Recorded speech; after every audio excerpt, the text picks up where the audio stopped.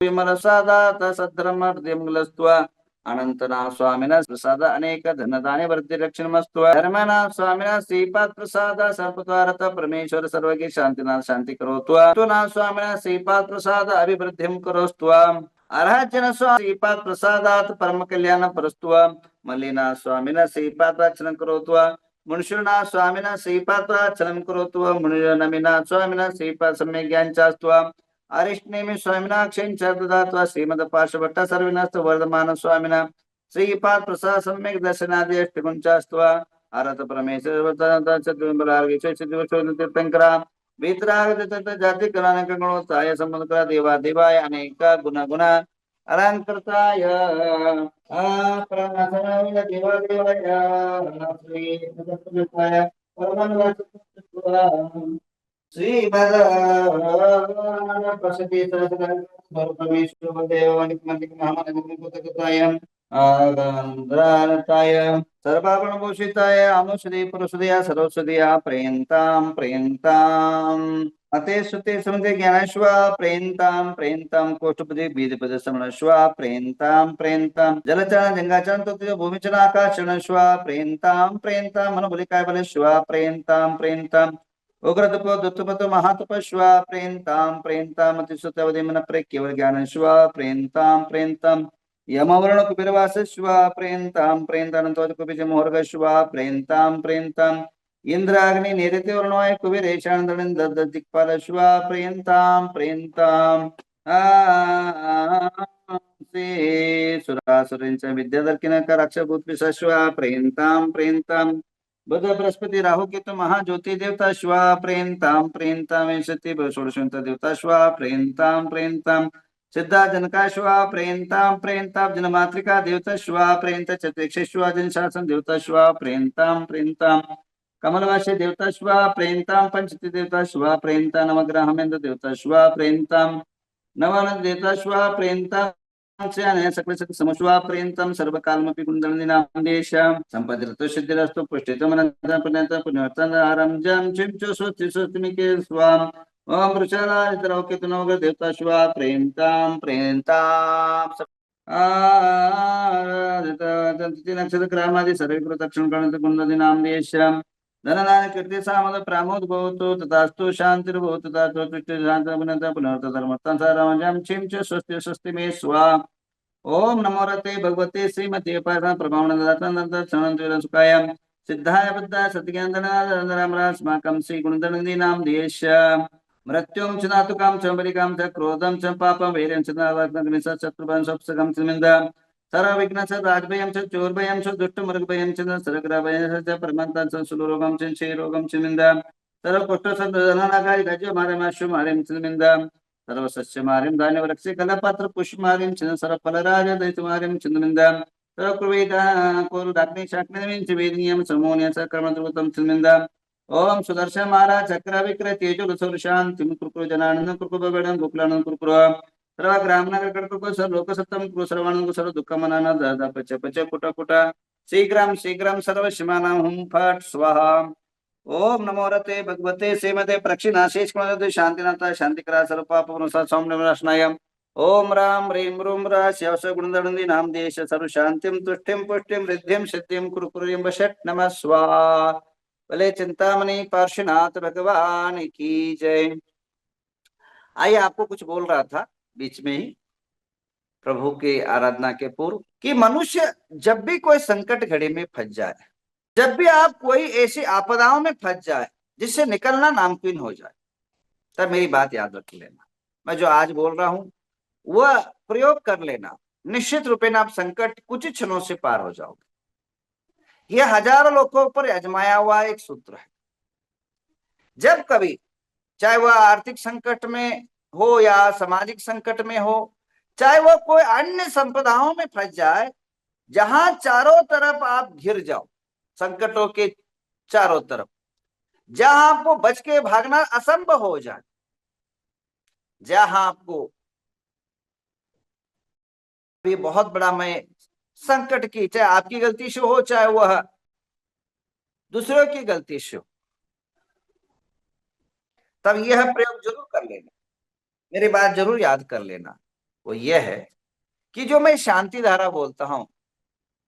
एक 15 दिन कंटिन्यू आप अपने घर में भगवान को लेकर के या जहां चैतालय है मंदिर वहां जा करके जो मैं शांति धारा बोलता हूं उसको रिकॉर्ड कर लीजिए और बोल लीजिए। देखिए आपके जीवन में वह संकट कैसे भागते हैं, कैसे पलायन को प्राप्त होते हैं। शांति धारा में वो ताकत और सामर्थ्य है बंधुओं कि आपके जीवन में अनेक अनेक विपदाएं, जैसे शेर जंगल में आगमन होता है तो सारे प्राणी भागने लग जाते हैं, वैसे ही जो है शांति धारा एक मंत्रों में महाशक्तिशाली सिंह स्वरूप, ताकत स्वरूप, पराक्रम स्वरूप और अनेक अनेक सामर्थ्य स्वरूप ये शांति धारा है। और जो कोई आदमी हमारे यहाँ इस नवग्रह झूम के अंदर रहता है उनका नाम निःशुल्क रूप से शांति धारा में लिया जाता है। और वो शांति धारा आप सबके लिए अनेकों मंगलकारी हो। आज मंगलवार है, दंगल ना हो जीवन के अंदर, आपके जीवन के अंदर का अनेकों प्रकार की समस्या से रहित हो जीवन, आपका जीवन मंगलमय बने, ये भावना भागते हुए मंगल कब दंगल कर दे पता नहीं, तो मंगलमय जीवन बनाने के लिए, क्योंकि इसके अंदर ये शांति धारा से होता है क्या है, देखिए उस शांति धारा के अंदर भावनाएं क्या है और क्यों ये सब असंभव संभवित होता है। एक बात बताऊं, इस शांति धारा करने से शांतिम करोति, शांति की कामनाएं होती है और शांति होती, कांति आविष्कार, कांति शरीर के अंदर तेज, शरीर के अंदर गर्मी, शरीर के अंदर ऊर्जा और एक एनर्जी आपको प्राप्त होती है। संपदम संपादित, जो ये शांति धारा करता है, करवाता है, देखता है, सुनता है और यहाँ झूम के अंदर देख रहा है, उन सभी को अनुभव है कि संपत्ति समृद्धि आपके घर के पास खुद होके आने लग जाती है। कल्याण प्राप्त, आपका कल्याण हो जाता है, आपका जीवन भला हो जाता है। सौभाग्यम संतनोतु, सौभाग्य की अभिवृद्धि होती है। आरोग्यम आत्मोतु, आरोग्य की वृद्धि होती है। और अब देखिए आरोग्य के लिए शांति धारा बहुत, आप जिसको किसी को अचानक समझो साधु है बेचारा जो है बहुत रोग से पीड़ित है या कोई भार की दवा नहीं लेता है, उन साधु के लिए मेरा एक कहना है और प्रयोग कर लीजिए, आज से करिए, कुछ दिनों के अंदर आपको रिलीफ हो जाएगा। एक आप कलिकुंड यंत्र रख लीजिए, उस पर इस मंत्र को, शांति धारा को बोलते जाइए और कंटिन्यू आप ये शांति धारा बोलने के बाद 21 बार घंटाकर्ण मंत्र बोलिए और उस पानी को पीजिए। केवल केवल 5 दिन के अंदर आपके शरीर के अंदर कौन से भी बीमारियां हो आपको उस की मुक्ति की ओर ले जाने लग जाएगा। रोग से आपको जो दर्द हो रहा है, जो आपको अनेकों प्रकार की समस्याएं देह के अंदर निर्माण हो रहा है, आपकी अनेकों प्रकार की दिक्कतें निर्माण हो रहा है, वह समाप्ति की ओर बढ़ जाएगा। करके देखिए, आज से करिए, कोई मुहूर्त नहीं, कोई तिथि नहीं, क्योंकि शांति धारा अतिथियों में शुरू करते हैं, उसके लिए कोई विधि विधान अनुष्ठान आराधना का कुछ समय होता है, इसका कोई समय नहीं होता है। जब भी आपको लगे, क्योंकि संकट की घड़ियों में ही मंत्र काम आते हैं, मंत्रों की सिद्ध करने में जरूर समय होता है, मुहूर्त होता है, पर मंत्र के प्रयोग में कोई समय नहीं होता है। जब कभी आपको लगे मैं फंस गया हूँ, मैं रोग ग्रसित हो गया हूँ और अनेकों प्रकार की दिक्कतों में आ गया हूँ, तो निश्चित रूपे ना वो मंत्र काम करने लग जाते हैं। ध्यान रखिए, दोबारा सुन लीजिए, दोबारा इस बात को ध्यान रखना है कि मंत्र का साधना मुहूर्तों में होता है, मंत्र का प्रयोग कभी मुहूर्त और तिथि देख के नहीं होता है। चाहे वह कहीं भी हो, चाहे वह गली में हो, चाहे दिल्ली में हो, चाहे रोड में हो, चाहे ट्रेन में हो, चाहे वह मंदिर में हो, चाहे वह घर में हो, संकट को से घिरने के बाद मंत्र को स्मरण करने से आपका जीवन जो है आपका निहाय हो जाता है। तो आप समझ गए होंगे मैं क्या कहना चाह रहा हूं। विपत्तम अवसायेतु, विपदम अवसायेतु, विपत्तों का अवकाशन हो जाता है, निष्कासन हो जाता है, दूर भाग जाते हैं। यशो विकास, तो यश की प्राप्ति होती है। मन प्रसाद, ये तो मन के अंदर प्रसन्नता होती है। शांति धारा करने के बाद दिन भर जो है आप चंगे हो जाएंगे, दिन भर मस्ती के अंदर मस्त रहोगे। स्नेहम श्लाघे तो विशुद्धम विशुद्ध, ये तो आपकी भावनाएं विशुद्ध होगी। बुद्धिम में वृद्धे, तो बुद्धि जो है वृद्धि को प्रे। श्रेयम पुष्णा, तो आपकी जो भी कार्य है, जो असफलता आप पा रहे हो, जो आप आपके कार्यों में सफलताएं नहीं मिल रही है, कार्यों में आपको दिक्कतें निर्माण हो रही, कोई भी कार्यों में काम जो है हर कार्य में अड़चने आ रही है, कार्य के अंदर अनेकों दिक्कत, अनेकों प्रकार की समस्याएं निर्माण हो रही है, ऐसे को जो है आप याद कर लीजिए। देखिए संकट भी आपके मोचक, संकट मोचन बन जाएगा। चलिए आज जो है मैं ज्यादा नहीं कहूंगा, क्योंकि सब सब्जेक्ट अलग है। आज 16 स्कंद भावना पर बोलना चाहूंगा। दर्शन विशुद्धि विनय संपत्ता शील वृत्ति स्मृति चार। आप कोई भी व्रत धारण करें, शील व्रत धारण करें, चाहे वह आप कोई रात्रि भोजन आदि ले, एक्स वाई जेड जो भी आप व्रत पालन करें, तो निर्तिचार पूर्वक करें, अतिचार रहित पालन करें, निर्दोष पालन करें। भगवान नहीं कहते कि तुम इतना व्रत लो उतना लो, जो भी व्रत लो वो अनुष्ठान लो, वो आप लोग जो है ये 95 व्रत जो होता है उसको निर्तिचार पूर्वक पालन करो। शील व्रत अति निर्तिचार पूर्वक पालना होना चाहिए। भगवान महावीर के पंच सूत्र हैं, अहिंसा, सत्य, अचौर्य, ब्रह्मचर्य, अप्रक। इस शील और तिचार के अंदर ब्रह्मचर्य का बड़ा महत्व रखा है कि जीवन के अंदर आप शील निष्ठ होना चाहिए, चरित्र निष्ठ होना चाहिए, चरित्रवंत होना चाहिए। आज चरित्र को हनन करने वाले बहुत विकृत जो है मानसिक धारा के लोग संसार के अंदर फंसे। कल का उदाहरण ही आपको बताऊं। कल एक घटनाएं घटी, एक 2-3 दिन के अंदर आप सुने होंगे, उसी के अंदर मैं उसी हल में निकल रहा हूं। सुजाता भट्ट करके जो लेडी उम्र 9 साल के अंदर, सॉरी 9वीं कक्षा के अंदर गर्भवती हो गई, और माता पिता ने उसको, जो भी उस टाइम, ये 1960 की बात है, इस शिक्षित स्त्री की बात है, तब सुविधाएं नहीं थी कुछ, जो भी कुछ उस टाइम पर माँ, अब छोटा अगर 9वीं कक्षा तो बच्चा कितना का होगा, ज्यादा ज्यादा 5 साल, उसके अंदर और धर लो और एक पकड़ लो आप, 9वीं कक्षा के अंदर बच्चा अगर 5 साल और पर 14 साल की उम्र की होगी, उसके अंदर उस टाइम पर अगर वो गर्भधारणा हुई होगी 1963 के अंदर, तो उस टाइम क्या परिवार के अंदर बीता होगा आप भी सब समझते हैं। तो जो भी ठीक करके डॉक्टरों की हेल्प लेकर के उसको जो भी गिराया, उसके बाद 10वीं कक्षा के अंदर वो भाग जाती किसी अन्य लोगों के साथ, शादी नहीं करती, और जिसके साथ भागी थी वो उसने भी हाथ दे दिया कुछ दिनों के बाद, फिर अकेले जीवन गुजारा। फिर किसी के साथ लिविंग रिलेशन में रही वह महिला, जिसका खुद का चरित्र नहीं,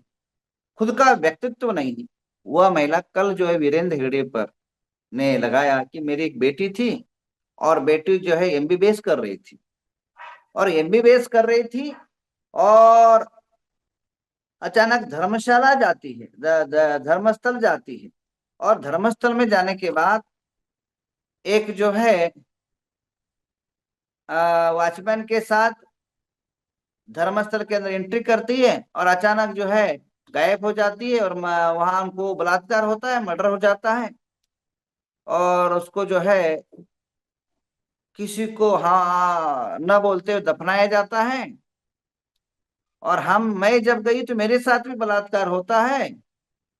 और मेरे को भगाया जाता है, ये आरोप शील व्रत के ऊपर लगाया जाता है।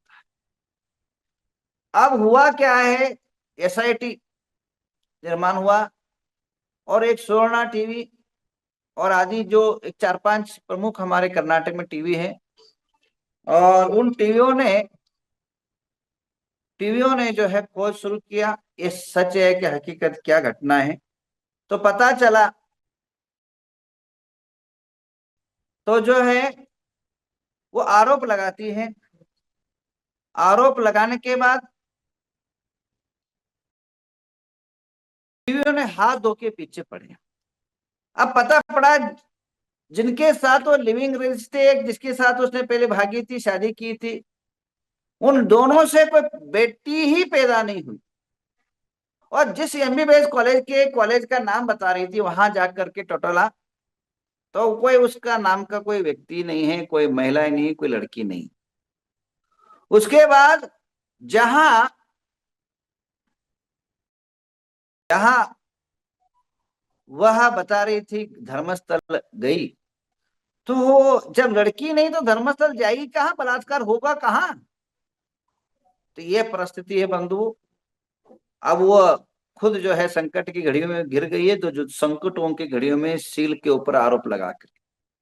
तो ये बात तो एक तरफ है। दूसरी बात ऐसी है कि आजकल बच्चों और बच्चियों का शील पर बहुत ध्यान देना जरूरी है। आप लोगों को एजुकेशन नाम पर जो बड़े बड़े सिटियों में, बंबई, दिल्ली और मेघा, पुणे सिटियों में रखते हो,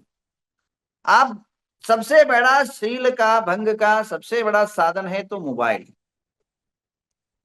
मोबाइलों के कारण आदमी, अनजान व्यक्ति भी अपने पास आ जाता है, और कई धोखाधड़ियां महिलाओं के साथ, पुरुषों के साथ हो रहा है। तो महिला और पुरुष जो है सावधान रहे। अगर इस भावना को बहाना है तो मोबाइल से सिकुटी रहे। बच्चों को तब तक मोबाइल नहीं देना चाहिए जब तक वह पूर्णतः मैच्योर्ड ना हो जाए, जब तक अपने आप पर वो टिके नहीं, जब तक वो अपने आप में स्थिर नहीं। पर अभी दिक्कत ये होता है कि माँ, अभी विभक्त परिवार रहा संसार के अंदर। अभी पहले जमाने में काका, चाचा, ताऊ सब इकट्ठा रहते थे। अब जो है हम दो हमारे दो हो गए, और हम दो हमारे दो होने के कारण, और महिला को जो माँ होती है काम करने लग जाती है, बच्चे रोने लग जाता है, तो बच्चों को ठीक है उसको रुलाने का कोई दूसरा उपाय सोचता नहीं, उसको मोबाइल पकड़ा देते। अब मोबाइल का आदत आजकल उम्र 2-3 साल से ही लगा दिया, उससे इफेक्ट ये होगा, उसका शरीर तो बर्बाद होगा ही होगा, किडनी, आंखें, लिवर, उस पर क्या गुजरेगी आगे भविष्य में, भगवान जाने, भगवान ही रक्षा करे। तो मैं आप सभी से आज में निवेदन करना चाहूंगा कि आप शील व्रतों के अंदर, अनुष्ठान के अंदर मोबाइल बहुत बड़ी जो है आपके व्रतों में